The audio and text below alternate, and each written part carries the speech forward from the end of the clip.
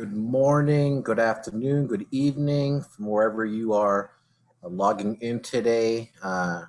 And welcome to the UC University of California, San Diego Triton Talk series. Today is a talk with Tritons, an opportunity to speak with some of our wonderful campus ambassadors.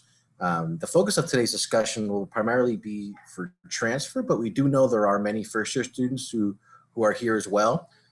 So in a moment, we'll poll you to see who is here. But before I do that, I want to inform everyone that the session is being recorded. And I see folks are still coming in. So I want to make sure folks do understand that the session is being recorded and to be aware of that, because if we go to the next slide, you do have the opportunity to interact with us with the Q&A box here. So you'll see at the bottom of your screen, if you click on that, you can begin asking us questions. So feel free from now until the 4 p.m. mark Pacific time here that we will be doing the student panel. Please put your questions in there so we know what you want to hear about. In addition to the Q&A, you should be aware that you can ask questions anonymously. So there's a box there you can click and you can ask anonymously if you don't want your name out there, and that's perfectly understandable. And that's why we did share that the session is being recorded as well. Okay, so feel free to put questions in there. Every question is a good question. And in a moment here, I want to find out who's here. So it looks like folks are still coming in. So let's give folks a couple more minutes to get into the room. And I just want to reiterate two things I've already said for anyone who's entered the room. The session is being recorded, and we want you to utilize this Q&A box, which is on the screen right now. Okay. And I see we do have one question, so thank you. And I'm going to show folks that we can actually broadcast your question when we're going to answer it. But you are utilizing that correctly. Awesome. All right. So now I'd like to see who is here. We're going to put a poll up on the screen here. Please let us know what your status is. I am a for fall 21. So next year I am a, go for it.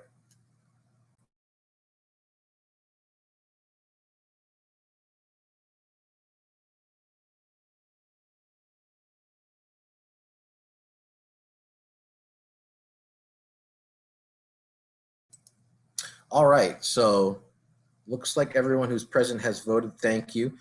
We have an overwhelming number of first-year students, so we can definitely focus on some of those things. We have expertise in all areas here, so that is perfectly fine. And I do want to give now a chance for you to meet our panel. One thing I totally forgot, which I'm recognizing now, is you don't know who I am. My name is Michael Trask. I'm an Associate Director of Admissions here at University of California, San Diego. And today I have four wonderful college ambassadors. These are the folks who give those campus tours, and will be giving virtual tours in the meantime.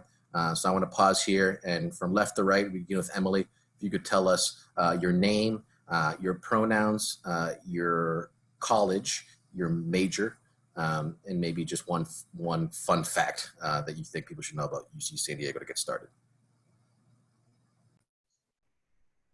Sure. So my name is Emily. I am in John Muir College, and I am a fourth year student. I'm a second year transfer student. My majors are political science and history. And a fun fact about me is that I enjoy boxing at UC San Diego. They have a great athletics program and a great intramural program. So if you're interested in any of those sports, that's totally available to you. And that's something that I do on my own time. Hi, my name is Caitlin. My pronouns are she, her, and hers. My college is Revelle. I'm majoring in marine biology with a minor in art history, and I'm actually headed into my fifth year in college, but will be my third year at UC San Diego. I transferred from Palomar and Mira Costa. And fun fact about UC San Diego is get to know as many people as you can. They're pretty great. Hi everyone, my name is Audrey. I'm a fourth year communication major and a business minor in 6th College. I'm also a transfer student originally from Pleasanton, California, so that's up in the Bay. And fun fact about me is that in my free time, I love to dance. I'm in one of the dance teams at UC San Diego. Hi everyone, my name is Ariana. My pronouns are she, her, and hers. I am a recent graduate, transfer student as well. from Eleanor Roosevelt College. My majors are political science, and I have a minor in education studies. And I guess a fun fact is that I really like to get involved in my college, and I did that through student government. And this is a really awesome way to get involved in all of your colleges. Thank you all. Questions are coming in. Please keep sending them, folks. We do have people in the background as well. So if you have a very specific question, they can potentially help you behind the scenes and answer questions for you as well. We're not going to be able to, well, we might. We're going to try to answer every question live here, but don't be afraid to ask as many questions that you have. We do have 4 here currently, but I do want to start off by asking people why they chose UC San Diego to begin with. So tell us that why, and again, all 4 of you begin with Emily.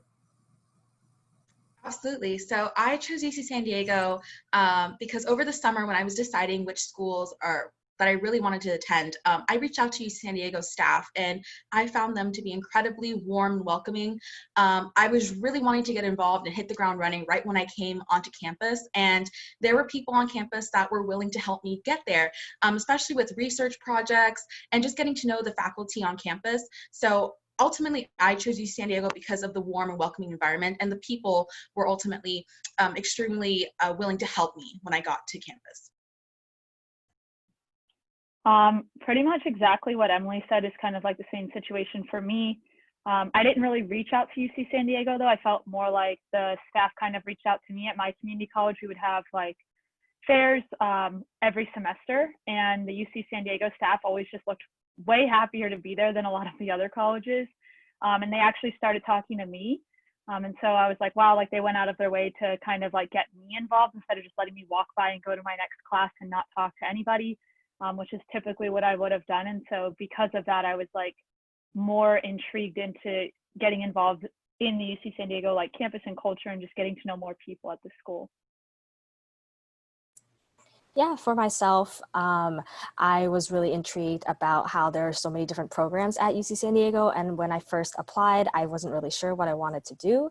I knew I wanted to do communications, but I felt like the opportunities here at UC San Diego allowed me to branch out. There are a lot of different career opportunities, internship opportunities if you look for them. And so this was the perfect place for me to expand on my education, as well as the location is ideal. I love the city of San Diego, and it's really great being here as a student. Yeah, very similar to the other panelists. I think one of the main reasons I decided to go to UC San Diego was because it was so close to the city, but it was also secluded enough where I didn't feel too overwhelmed by it.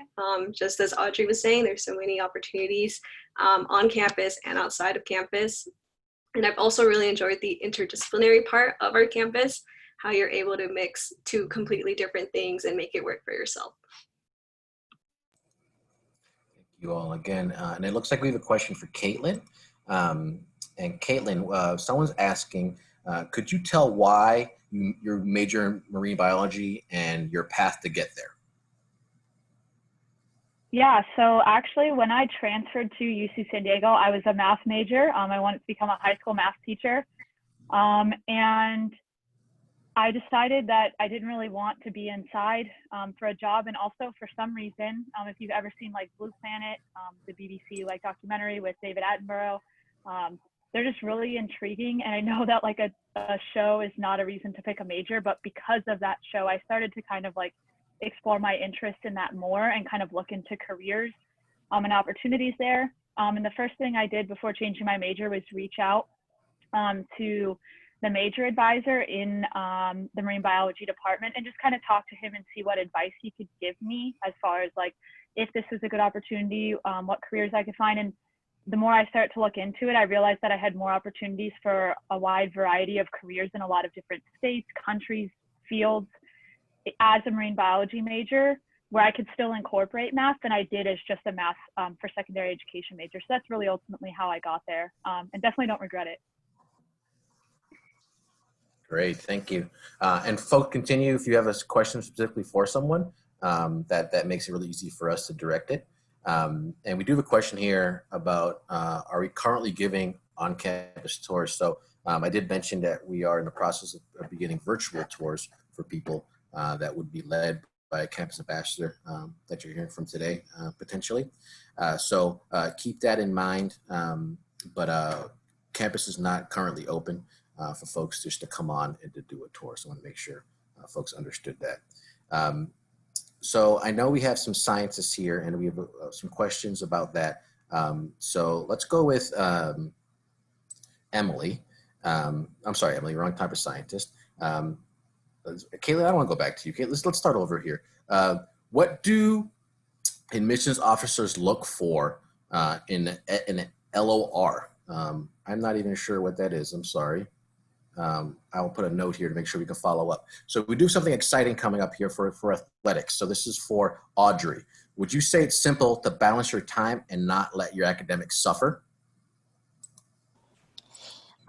So I definitely think one of the most important skills that you need to have as a student is time management.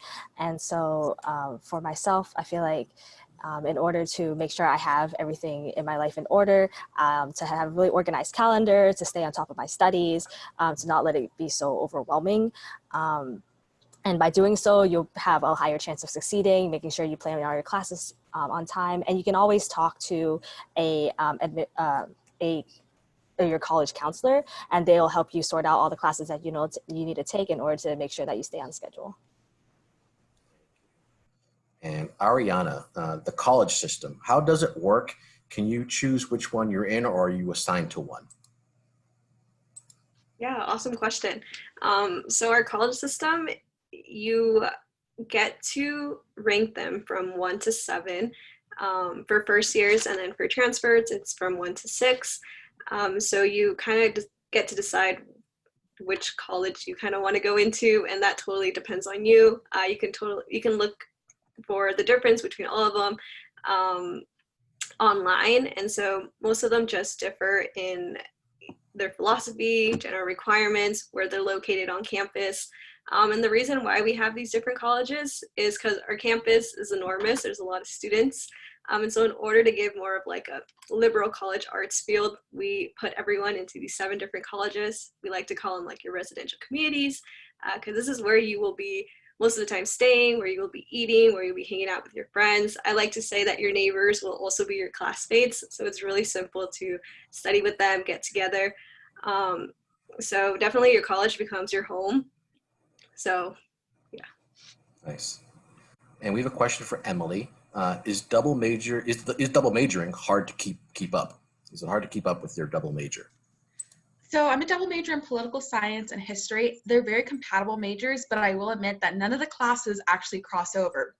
So that being said, it is a little bit more of a heavier load for each quarter. You'll typically be taking 4 to 5 classes per quarter, just to keep up with that double major course requirement. I would definitely advise someone that's looking to take on a double major to make sure you're really committed and love both majors. I wouldn't take on that double major if it's just going to look good on a resume, or it's going to be something that won't really be helpful to your career down the road. I would really think about that double major and make sure it's something that you want to take on, because it will be some more coursework and it will add a little more stress to your life, but it's totally doable as long as you stay on top of your work, reach out to people within both majors, and especially if you're looking for 2 majors that are compatible, make sure classes cross over, because that is definitely helpful in reducing coursework as well.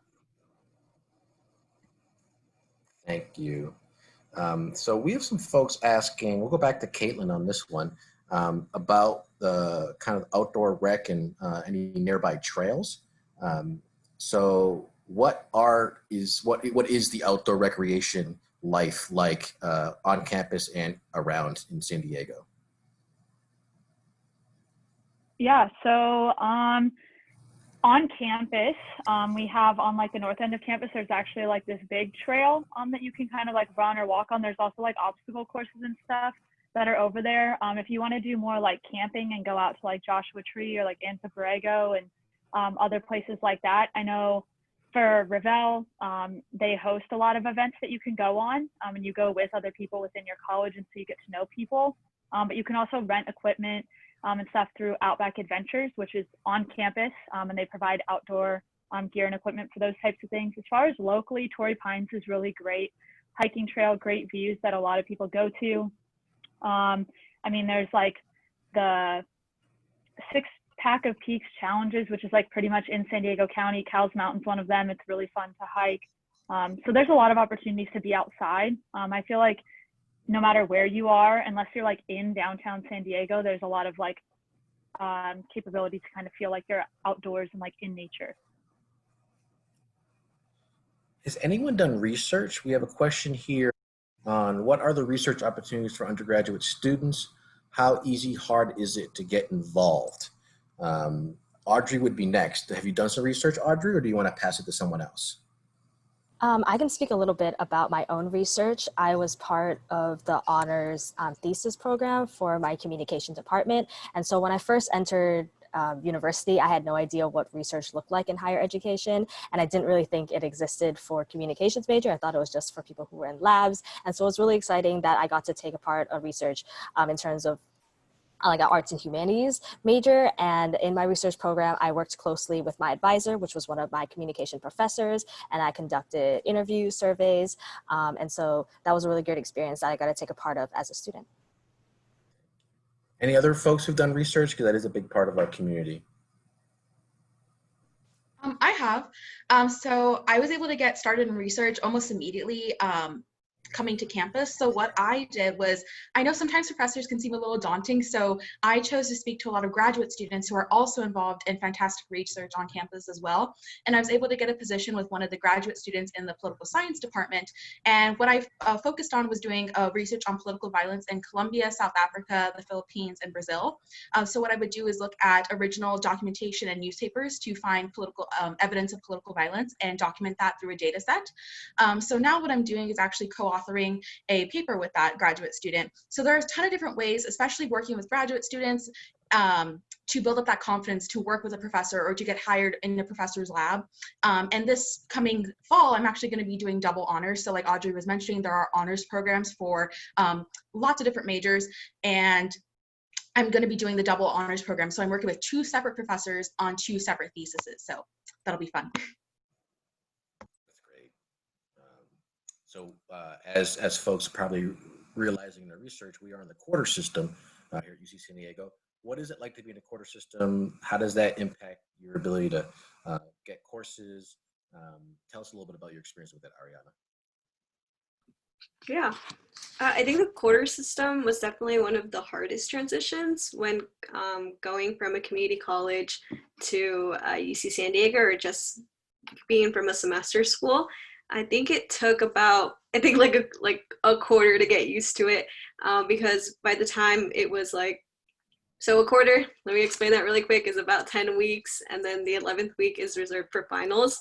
And so by the time it's like week 8, you feel like you got everything, you kind of know what the course system is like, but by then it's over. And so, you got to get used to it really quickly. It does go really fast, but thankfully there's a lot of resources on our campus that help you acclimate to that, just such as like free tutoring services, even like talking with your professors, letting them know. So I would just recommend like really keeping tabs on all of your like finals, midterms, like papers that are due. I personally like to keep an agenda, write everything down, just to keep myself organized. I know a lot of other folks use Google Calendar, just whatever it takes to make sure you are keeping on top of that and kind of just marking like this is week 9 or week 5 or whatever it may be. But definitely it took me a quarter to get used to it, and by then I can't even see myself going back to a semester. Thank you. So there are some questions from people, since many of you are transfers. What was that process like? When did you decide that UC San Diego was that next step for you after an experience in community college? And that will be for Caitlin. Yeah, so that's actually a really good question. I think when I decided that I wanted to go into UC San Diego was probably just the summer before applications. And so I had like a short amount of time where I'd really set my mind on one school, but like once I decided I wanted UC San Diego, I really didn't care where else I got into, or I didn't even really want to apply to anywhere else. So that was kind of like my goal, and that's like what I wanted to do. So for that last year that I was at community college, I really focused on making sure that I was meeting the requirements and doing what I needed to do for the school I wanted to go to. As far as the transition, I would say that for me, it was more difficult than I'd expected, because I think in my head, I was going through community college and it was kind of like a breeze to me compared to like how high school was for me. Like I struggled in high school, and then through community college, I was like, wow, this is easy. And then when I got to UC San Diego, transitioning to the quarter system, I was like, like I've already been in college for 2 years. Like this is going to be easy also. And so I wasn't like preparing myself to really put in the work that's necessary to do well. But as far as that goes, that was just like a bad choice on my part. I wouldn't say that that speaks for the university and kind of like what the transition is like. It's just something that it can be if you don't prepare yourself and you don't like kind of stay organized and stay on top of your assignments and things like that. Oh, I was muted. Caitlin, we're going to stick with you because there's a question about marine biology. Can you just continue with your major there? Yeah, so is there anything specific about marine biology or just? Oh, I'm sorry. Yeah, I'll read the whole question. Caitlin, I'm really interested in marine biology. Is there any way I could get in touch with you after this session? I'm sorry, I didn't read the second part. Yes, these folks can be available, so I'll let Caitlin respond to that one on her own. But we'll move on here to Audrey.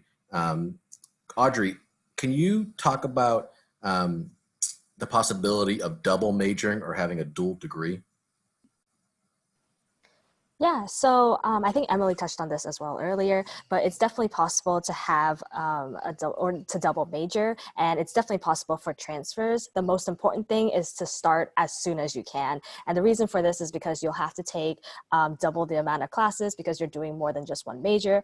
And this is the same thing if you're starting a minor or double minoring. It's very important that you talk to your academic counselors to make sure that you have all the classes that you need in order to graduate, to make sure you don't hit your unit cap, because as a UC San Diego student, there's a certain amount of units that you can't, that you have to take, and then you can't go over a certain amount of units. And so in order to make sure that you have everything that you need for your particular majors, it's really important to talk to those counselors. In addition, certain majors require you to, because they are capped, they require you to have a special application. And so if you want to get on top of that, and this is specifically for certain biological majors, engineering majors, and a few more that are available online, to make sure that you see when those application deadlines are, because some of them are only available one time per year. And so if you miss that deadline, you won't be able to apply for those majors.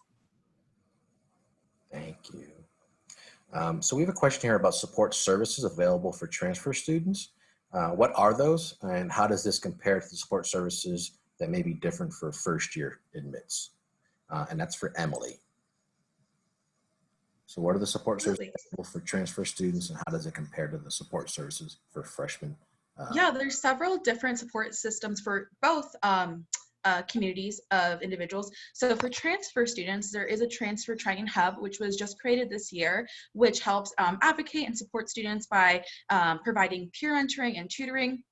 There also are different transfer clubs within each respective college. So for example, I'm in Muir College, there is a Tribe of Muir Transfers Club that provides advocacy and events for transfer students. I was involved in Muir College Council, which is one of our student governments on campus, providing events and funding for different Muir organizations. And last year I was one of the transfer representatives. This year I moved up and now I'm a VP of programming. So just kind of focusing on transfer oriented events through that role as well, which every other college has a similar person in that position as well. For first year students, there are several different options for you too. There are first year representatives for their community councils, college councils, as well as different clubs and programs. Overall, for all students, there are different tutoring spaces such as OASIS, which is the Office of Academic Support and Instructional Services, which provides free tutoring for students. What I like about OASIS in particular is that it provides tutoring that goes along directly with that class that you might be taking for lower division classes. And overall too, there are graduate students, which are TAs, which are pretty much in every class. Maybe those upper division classes, which are really tiny, might not have them anymore, but any class that has usually over 50 students will have a TA in that course. And those are great opportunities those are great people to speak with about opportunities and great resources for just speaking about, different struggles that you might have in your class too. Thank you. Ariana, let's get into social life a little bit. What is the typical or average weekend, or maybe what does Ariana's weekend look like at UC San Diego? Yeah.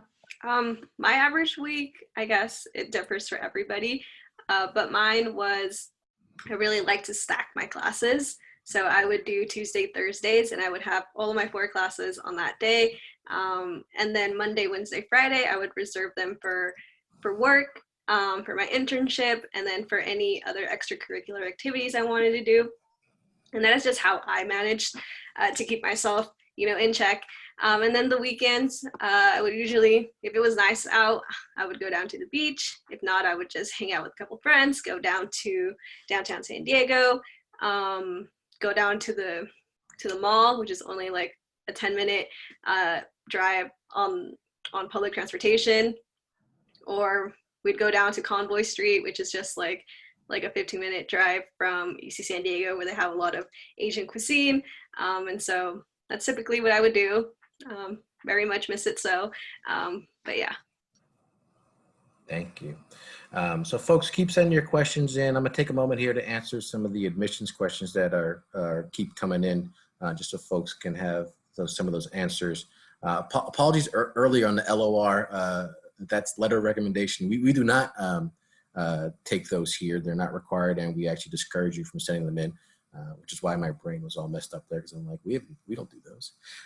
So keep that in mind. Many schools do, so continue having those relationships for first-year students with your high school counselors and teachers.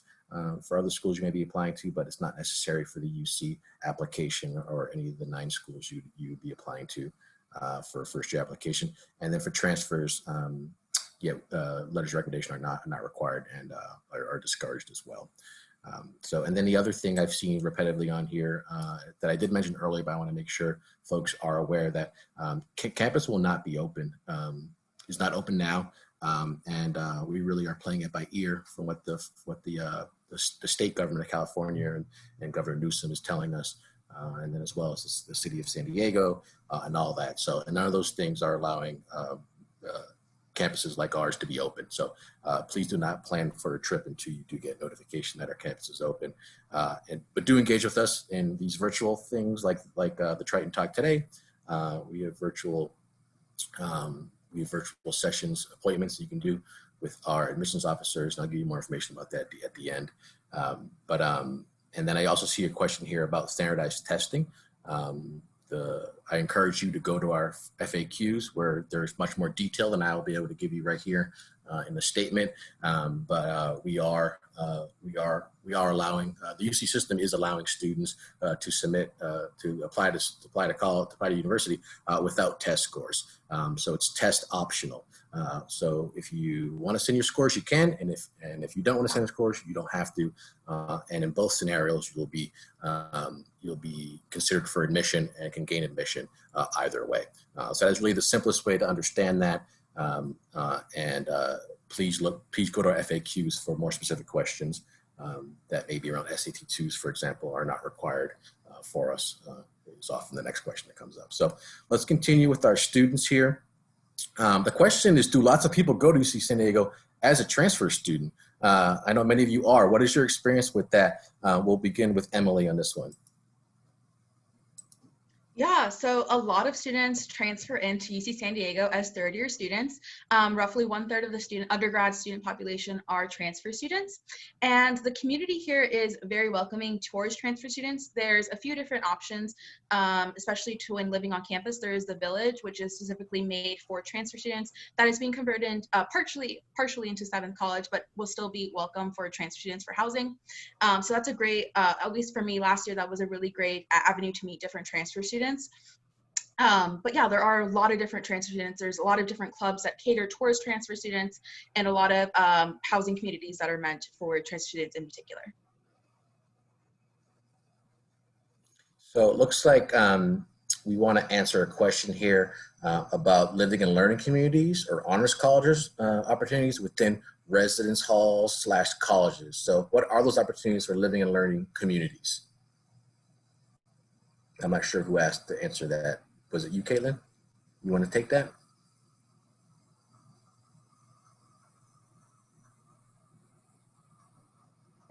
I don't know too much about them. I mean, I know that we offer different living and learning communities. So essentially, if you sign up to live within a living learning community, you might not necessarily live within your college. So that's just one of the things about them. But if you want to live with, like if you're in the LGBT community or you're an ally, like you can live within that community, or African American communities, like there's different communities for different groups of people that you can select to live with. As far as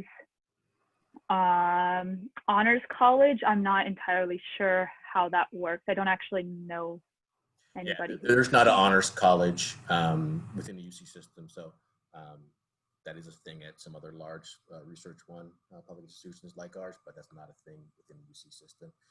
One thing I can tell you that Audrey did live in a living and learning community. Excuse me, Audrey, you want to talk a little bit about the biological living and learning community you lived in? Yeah, so I actually didn't even apply to live in there, but I was placed in there as my room assignment, and I was in the biological sciences living and learning community in the village, which was the primary location for all our transfers. And everybody in my apartment were some form of biological sciences or public health. And it was really interesting because all of them, aside from me, were able to collaborate on their classes that they wanted to take together because they're all living in the same environment. They signed up for the similar clubs. And so if you choose to be part of a living and learning community, expect that you'll meet a lot of people either similar to you or want to do similar things. And so that's a really exciting way to get to know people when you don't know many people on our campus. And Audrey, we were going to talk about study abroad next. Do you want to talk about your experience in Italy? Yeah, so there are tons of study abroad programs that are associated with UC San Diego. And personally, I got a chance to study abroad last summer in Italy. I was in Rome for 2 months where I studied art history, and I learned a little bit of Italian. And it was really exciting because I've never been to Europe before. And in terms of study abroad, students are able to use the units that they take in the classes abroad for either their major, their minor, for general education classes, or if you just want to take them for fun. And so that's a really great way to use your units or take classes abroad where you don't have to do it back at home, and experience a different culture while you're at it.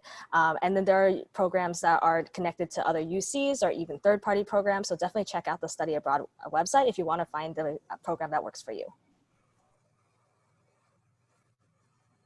Thank you. So this is a very competitive school, and academics is a priority for all students here. How do you all find balance? And I want everyone to answer this question, especially in a time like now in quarantine for folks, COVID-19. How are you finding balance? How do you find balance at UC San Diego?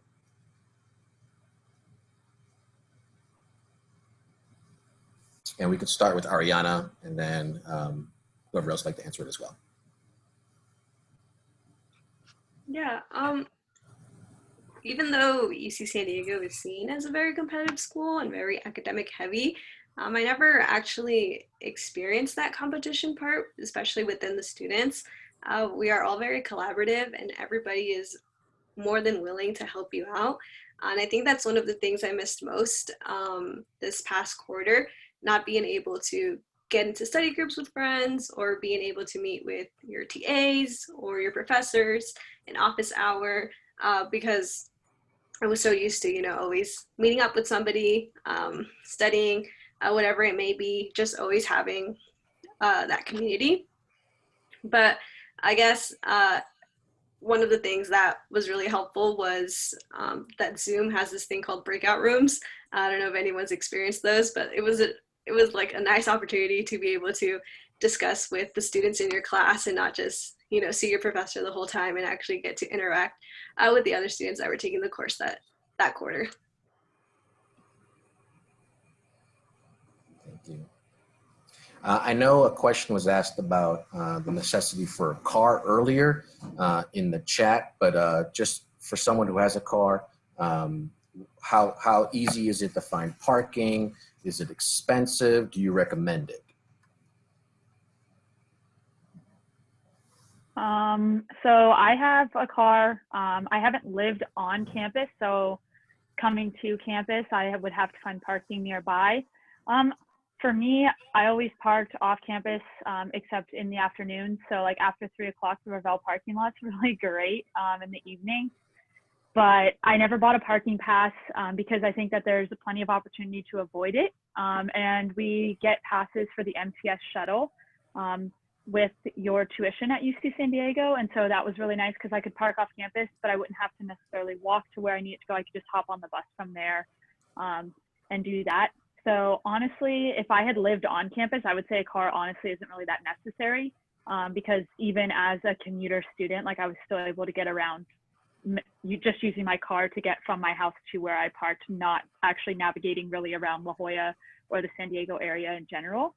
So if you don't need one and you would be going out of your way to buy one just to have one when you're coming to UC San Diego, I would say it's probably not necessary unless you're looking to have like an off-campus job or internship opportunity where you actually need to get a little bit further from campus and it might just be quicker and save you that time. But otherwise, like it's really easy to kind of navigate the area and not have to worry about a car and all of the maintenance and gas and everything that comes along with it if you don't need to. Thank you. Audrey, questions about how many classes do you typically take within the quarter system? How difficult is it to get certain classes? I know none of you are STEM, but maybe answering it from a STEM person's perspective as well, if you could. What is it like to register for classes here? Yeah, so first to talk about how many classes that you should take a quarter. In order to be a full-time student, you will need 12 units, which is roughly around 3 classes. And certain classes are worth more. A unit is basically how many hours you have to spend for that class. So sometimes a STEM class or a lab class might be 5 units or 4 units, depending on their difficulty. And in terms of whether or not you're going to get the classes that you want, we do operate on this 2-pass system. And so when you register for your classes and sign up for them, you are only allowed to have a certain amount of units during your first pass. So once that appointment is done and you have your 2 classes picked up, everybody in the entire school are going to pick their first 2 classes. And then they open up for your second pass, allowing you to choose the next 2 classes. This way is not everybody is vying for the same classes. And then you also get to prioritize which classes are most important to you. So if for you need these 2 classes for your major this quarter, you can prioritize them and get them during your first pass. That way students are able to get the classes that you need and graduate on time. Thank you. Question here for Emily. Is it easy to get involved within your college even if you don't live on campus? Yes, so I know a lot of different students that commute to campus but are still heavily involved. Regardless of your situation on or off campus, those options are completely available to you, especially within your college. For example, I'm in John Muir College. There are several different orgs within the college that cater to different interests. So there's Gourmet Muir, which is about cooking. There's Transfer, the Tribe of Muir Transfers, which is for transfer students.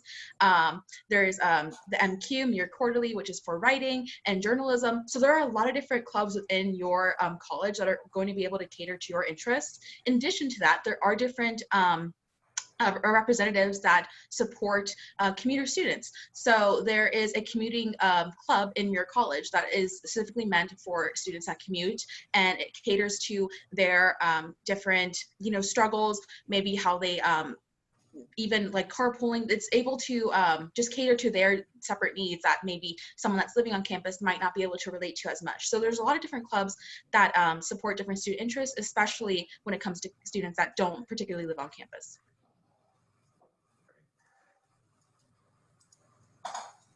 Thank you. So looking for some more questions here, folks. Please keep sending them. Let's get into some campus traditions. Ariana, we haven't heard from you for a minute. What is your favorite campus tradition?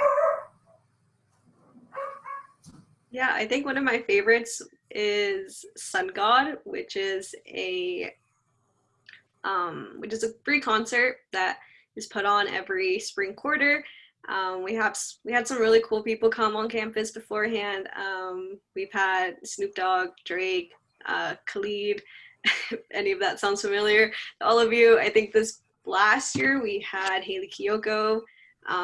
So it's a really awesome experience. It happens like right before midterms in spring quarter, so it's a really nice way to distress, hang out with your friends, listen to some good music. It's free. There's free food. There's like a really tall water slide that you can go on as well. But apart from that, the colleges all host like smaller traditions of their own, and I think one of my favorites is actually Mirror, where they throw like this really giant paper mache pumpkin from the top of their like the tallest building in Mirror College, and then it like rains down candy. That's a really fun event to go to.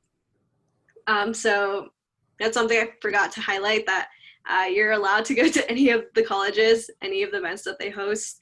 You're just not secluded to the one that you were assigned to. It'd be kind of unfair to see Mir hanging out with that giant pumpkin and you not being able to go. So yeah, those are just some of my favorite traditions. Is anyone involved in Greek life? We have a question about what is the culture of Greek life on campus.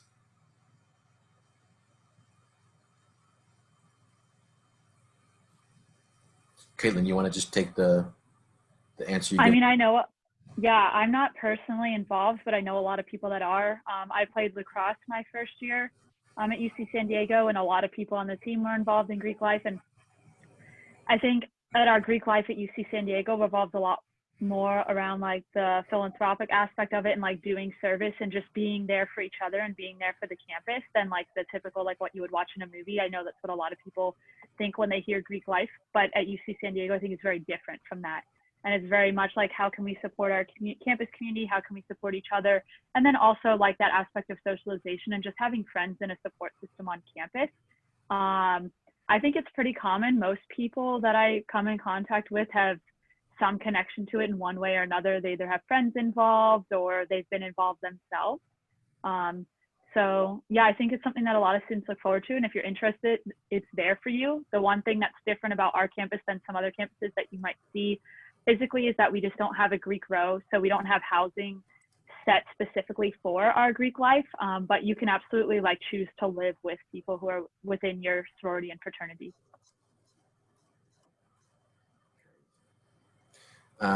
We have a number of wonderful dining options on campus throughout. Emily, what is typically your dining experience and what's a place you'd recommend to eat on campus? So there's a ton of different dining options on campus. Pretty much anything you can think of, there's that option available to you. What's nice is that there's multiple different avenues to have different dining experiences. So for one, each college has their own dining hall that any student can dine at. There's also private restaurants, which are typically located in Price Center, which is one of our big hubs for students on campus. There's also our farmers market that comes every Tuesday. It's a great way to shop for groceries and also find some local cuisine that might not be typically available at UC San Diego. For example, like I usually get like some really great Filipino food there every Tuesday. That's a really awesome experience. One of my favorite restaurants though is a restaurant above the Triton Center, which is in the Student Services Center. And that's called Croutons, and that's a great place to get soups and salads. It's very Panera style. That's one place that I would definitely recommend for any newcomer on campus to try out. Thank you. Question about jobs on campus. So does UCSD offer student jobs or make it easy to get a job? I know you all are campus ambassadors, but are there other employment that you all have on campus that you could share, and how you came about getting that job?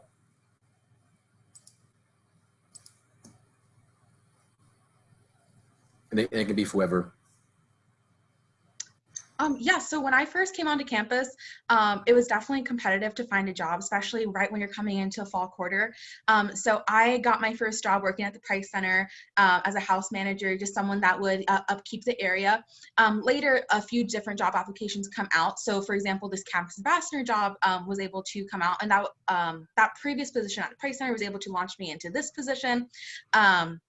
I also work as an orientation leader, which I got because of my campus. I think personally helping me with the campus ambassador position was able to help me get the orientation position. And it's definitely easier to get a job, I think, after that kind of fall rush happens, because a lot of people try to get a job and there's a lot of applications coming out. But as long as you're diligent and you keep on top of those applications, it definitely becomes more manageable. And a great way to find those jobs is through Handshake, which is one of our portable apps online. And that lists a lot of different job opportunities that are on campus or different lab positions that might be available off campus. And that's a great way to find some on-campus work. Excellent. Transitioning to student orgs, since we just talked about student jobs, what are some clubs that you all are involved in, or clubs that you think folks should be aware of if they're considering applying to campus and engaging with any of our clubs once they get here? We'll give that to Ariana. Yeah, I am a part of, or was part of my college council. I was the director of Spirit. So basically what my job entitled was making sure I was spreading Eleanor Roosevelt College spirit within the college itself. But apart from that, I was also part of AS, which is Associate Students, which is the general student council for the entirety of campus. And I worked in the Environmental Affairs and Justice department. And so it was just as an outreach intern. So I would just spread the news about, environmental justice and what that meant and what we were doing to try to incorporate that onto campus. And then a really awesome way for students, for prospective students, to see what clubs are available on campus is if you just, Google on UCSD, like one stop, everything comes up, all of our different student clubs and organizations. We have like over 500 of them. And if for some reason you don't find anything that interests you within it, you can go ahead and create one of your own clubs. You just grab yourself, 3 best friends, draft up a constitution, and you have yourself a club. So definitely a lot of organizations to join. And whatever interest is out there, I'm pretty sure we have that as well. Thank you. We do have a question specifically for Kayla about marine biology. What are some possible career choices for a marine biology major? Yeah, so it really depends on what you're interested in. I don't know if everyone's still like anti-SeaWorld or what, but you could definitely work there. You can work at aquariums. I know somebody who works at the San Diego Zoo and they were a marine biology major, so definitely can do that. You can work for national parks, state parks. You can work internationally at their national parks. You can work at pretty much anywhere that's coastal. You could be an astronaut. So there's a lot of things that you can do with a marine biology major, depending on what it is that you want to do. Like, let's say you get a degree in marine biology and you want to work at the zoo. You might need to get some experience in with animals. So trying to find volunteer opportunities, even if it's like at a local animal shelter, just showing that you're going out of your way to be involved in that kind of like care aspect of like animals and things is a good way to kind of get your foot in the door for that. So you can really kind of tailor it to what you want just based on what experience you seek out as you pursue that degree. Thank you. Did anyone have a meal plan when they lived on campus and can speak to that? That's one thing we've not covered with housing and dining and campus life. So meal plan, what are those like? Who's had one? Yeah, I'll take this one. During my first year at UC San Diego, when I lived on campus, I did have to have a meal plan. And so you basically sign up. How it works on our campus is that it's kind of like a prepaid debit card. Your meal plan gets implemented into your student account and you just pay as you go. So if you want like an apple, you just pay for that. And we don't have anything like a swipe system. And this meal plan allowed me to conveniently go to any of the dining halls on our campus and use my student ID card to buy any food I want. And depending on the hours they're open, they could be really early or really late, and you can get food on campus without cooking. So there's a nice question here that I'll read out and answer live. Is there an event that celebrates the different cultures on campus by showcasing them based on continent and sharing food, dance, activities, craft, and other cultural things like that. Does that exist? And is who would like to share something that they're involved with like that? Yeah, that definitely exists. There's actually a whole program that Eleanor Roosevelt College puts on called iHouse. Well, the program is stemmed from iHouse, which stands for International House. And frequently, month by month, week by week, they have different events that celebrate different countries, different cultures, different sporting events. You have to follow their Facebook page because they're extremely active and they have tons of different events. One of my favorite events is their iCafe, which is a great event where you get to sample food from different countries. That's super, super fun. There's also their language conversation tables events that they put on, which you're able to learn a new language. So I was learning Russian in the fall with a native Russian speaker and someone that was a graduate student studying linguistics, focusing on Russian. So you get really great experiences by being able to speak to heritage speakers or people that are actually, majoring in this subject. So yeah, iHouse is a great opportunity if you're really interested in learning about different cultures, different languages. It's a really great source for different events. So we have just a couple minutes left here. So any last minute questions folks want to put in the Q&A, please do that so we can get to them either live or with our chatters in the background.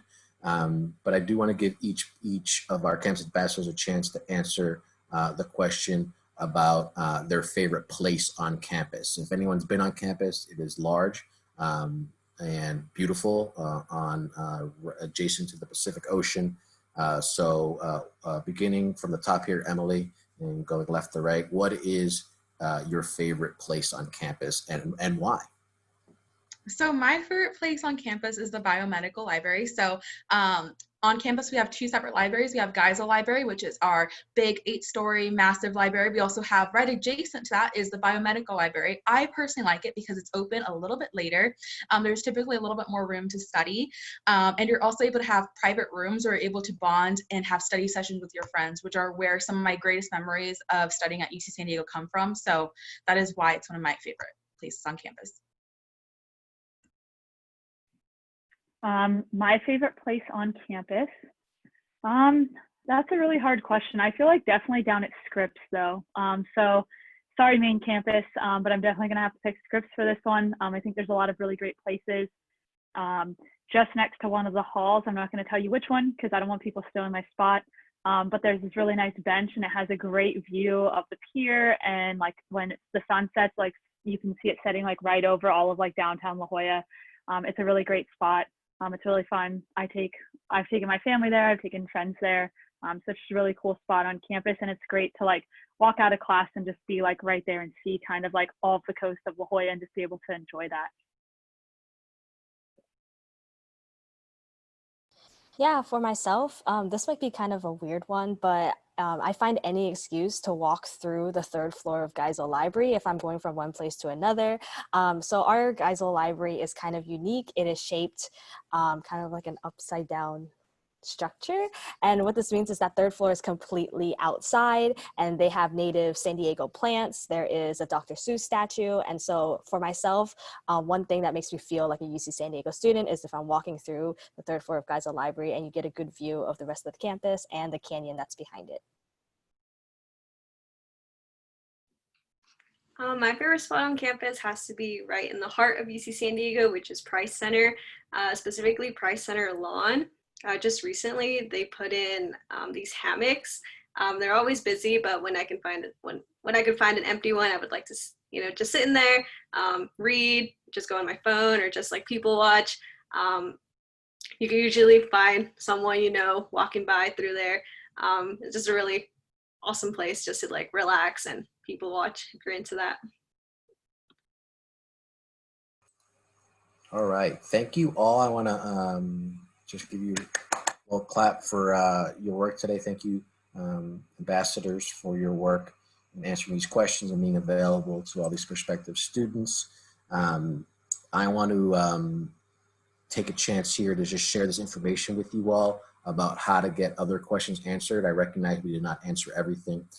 Some questions are just very specific and need a little bit of research sometimes for us to be able to answer them, as we do have over 130 majors and programs here.